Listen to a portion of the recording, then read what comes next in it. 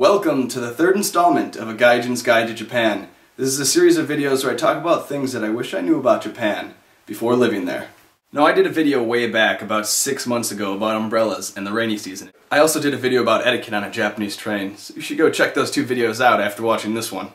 But today's topic is money.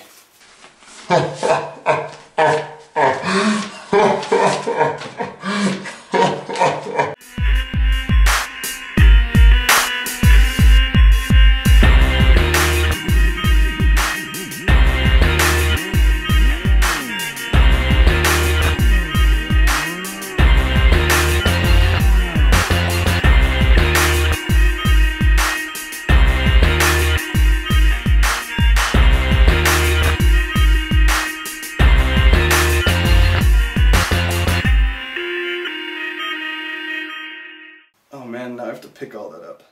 Part 1. Credit cards in Japan.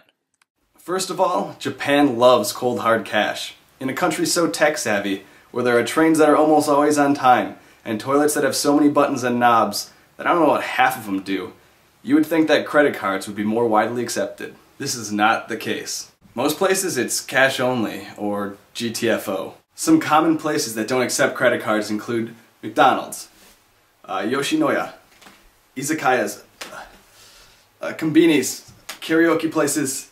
I think you get the picture. Now, I found some places that do accept credit cards. The larger grocery store chains usually do. If you get a train pass from a train station, or if you get a phone from SoftBank, and Donkey Quixote always accepts plastic. Credit cards are becoming more popular, but if you're going to Japan anytime soon, I would suggest getting used to carrying around cash. Oh, and when you use a credit card in Japan, a cashier will usually ask you a pretty interesting question.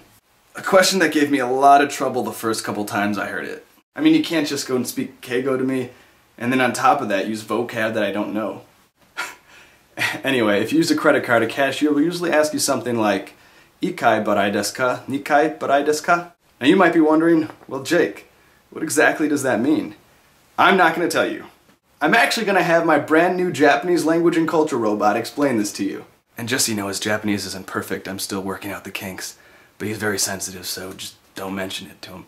Cosmo, kite kudasai. Yo, nani ka atta? Now some people say that we look alike, but I don't really see the resemblance. I mean, why would I make a robot that looks like me? I'm no narcissist. Fix your hair. That's better.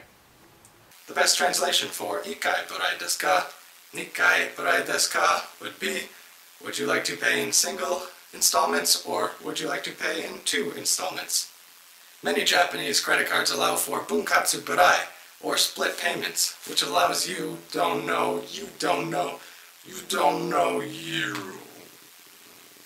no, I also use Cosmo as my MP3 player. You must be mixing those files up. Now, bunkatsu barai allows you to split payments, usually in 2, so you'll be charged half this month and then half next month. Now, since most of your purchases in Japan will be made with cash, you need to know where you can get some. Look for these 3 places.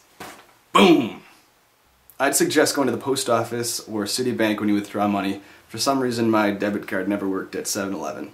Just so you know, there's usually a fee when you withdraw money from an ATM in Japan. It's either a percentage, a set amount, or both. Now, you can avoid some of these fees, but you're going to need to get a Japanese bank account. With a Japanese bank account, you can just transfer some of your funds from your home bank to your Japanese bank account, and that'll cut out some of the conversion fees. And you'll also be issued a card that you can use to withdraw money from basically any ATM in Japan. There are 2 catches, however. The first one being that you can only really get a Japanese bank account if you're planning on staying in Japan for more than 90 days. That's because you need an alien registration card. And second, the guy that set up my bank account didn't really listen all that well.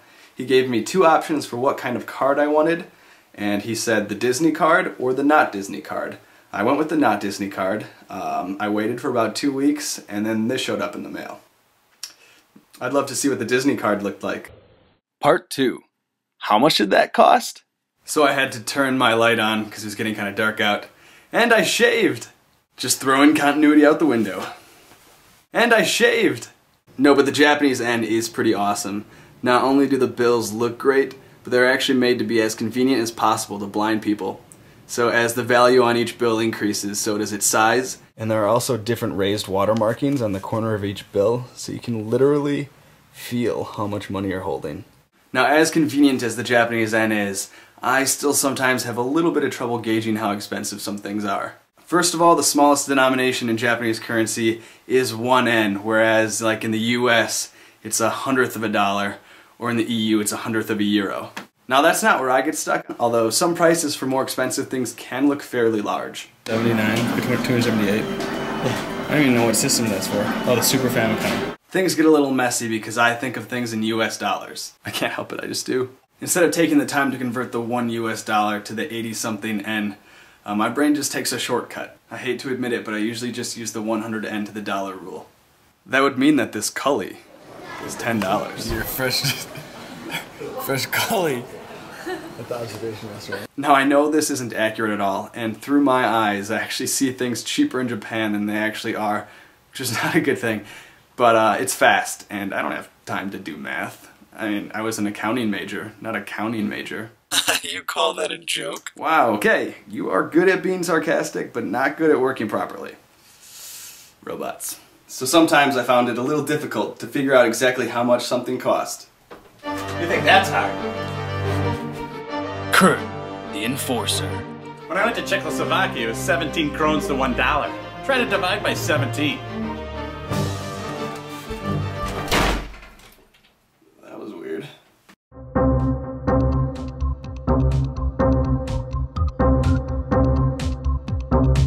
Well, I hope you guys at least enjoyed one aspect of this episode. The continuity errors, Cosmo, Kurt the Enforcer, the new intro, the knowledge I spit at you. No, but I hope to bring you guys more of this series in the future. It took a little longer to write, there's a little more research involved, but you know, it was a lot of fun for me, and hopefully you guys learned something. But I need a little help from you guys. If there's anything that you would like to know about Japan, Japanese culture, anything living in Japan, it could be any topic, like cheap eats in Japan, or like what kind of part-time jobs are available and how to get them, or my favorite sites in Tokyo, or how much wood could a woodchuck chuck if a woodchuck could chuck wood in Japan. But ultimately I want this series to be about you guys, so whatever you want to see, let me know and I'll try to deliver. What am I doing with my hands? Again, I don't know, every scene I don't know what to do with my hands. I'll just do this one whole episode.